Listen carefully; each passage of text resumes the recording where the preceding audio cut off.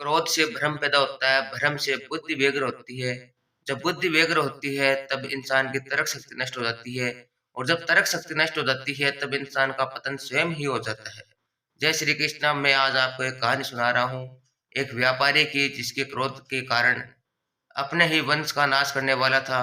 आखिर उसके साथ ऐसा क्या हुआ था जिसकी वजह से वह अपने ही कुल का नाश करने वाला था?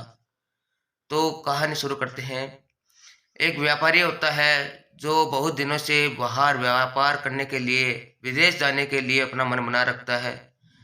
जब वह थोड़ा बड़ा हुआ तो पिताजी ने उसकी शादी कर दी और वह अब विदेश जाने का निश्चय कर लिया। अपनी पत्नी से वह राय ले लेता है कि मैं विदेश जा रहा हूँ कमाने के लिए, तो उसकी पत्नी भी उसको सलाह देती है कि हमें अपने परिवार को चलाने के लिए आप विदेश जा रहे हैं तो कोई बात नहीं है। तो वह अपनी गर्भवती पत्नी को अकेला छोड़कर और वहाँ से वह चल देता है। उसको विदेश में 16-17 साल हो जाते हैं।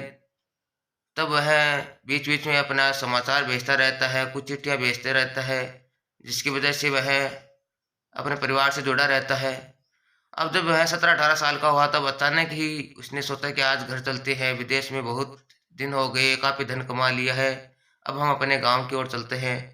तो वह जहाज से आ रहा था, तो एक दिन बीत गया, दूसरे दिन उसकी जहाज में एक ऐसे इंसान से मुलाकात होती है, जो उसे कहता है कि मैं विद्वान हूँ, मैं अपने 3 मेरे पास ऐसी बातें हैं जिनके द्वारा इंसान की अपनी ज़िंदगी बदल सकती है, लेकिन कोई यहाँ पर खरीद ही नहीं रहा है, उन बातों का कोई मूल्य ही नहीं है। तब वह व्यापारी कहता है कि मैं विदेश से काफ़ी धन कमा कर आया हूँ, आप कोई भी एक बात मुझे बता दीजिए, जिसकी वजह से आपका भी ऐसा रहेगा कि आप भी निराश नहीं होकर जाएँगे यहाँ से। यह मेरी कर्म भूमि है मगर मैं यहाँ से जा रहा हूँ। तब उसने कहा ठीक है। तो उसने उसका 500 स्वर्ण मुद्राएँ उस बात का लिया, तो वह व्यापारी उन्हें देने के लिए तैयार हो गया। वो बात बताई कि क्रोध आने पर 2 मिनट आप सोचकर कोई कार्य करना। तो उसने कहा ठीक है, और ऐसा कहकर वह अपने घर आ गया। तो घर आया तो उसने देखा कि बाहर एक सिक्योरिटी गार्ड है, क्योंकि उस समय उसके पास बहुत पैसे हो चुके थे, पत्नी के पास भी बहुत पैसे भेज दिए थे, तो उसने अपने सुरक्षा के लिए एक गार्ड रख लिया था। तब उसने गार्ड से कहा कि तुम कुछ मत बोलना, चुपचाप रहना, और वह अपनी पत्नी के कक्ष में जाता है।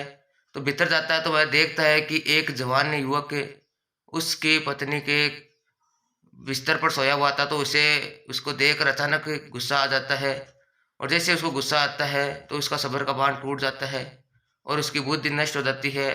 पास में पड़ी एक तलवार होती है, वह तलवार को उठाकर उस अपने जो जवान पुरुष था, उस कक्ष में उसको मारने के लिए दौड़ता है।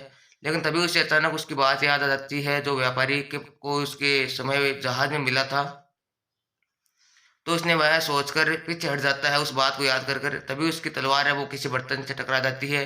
उसकी पत्नी की अचानक नींद खुल जाती है और वह देखती है तो सामने उसके पति खड़े हैं।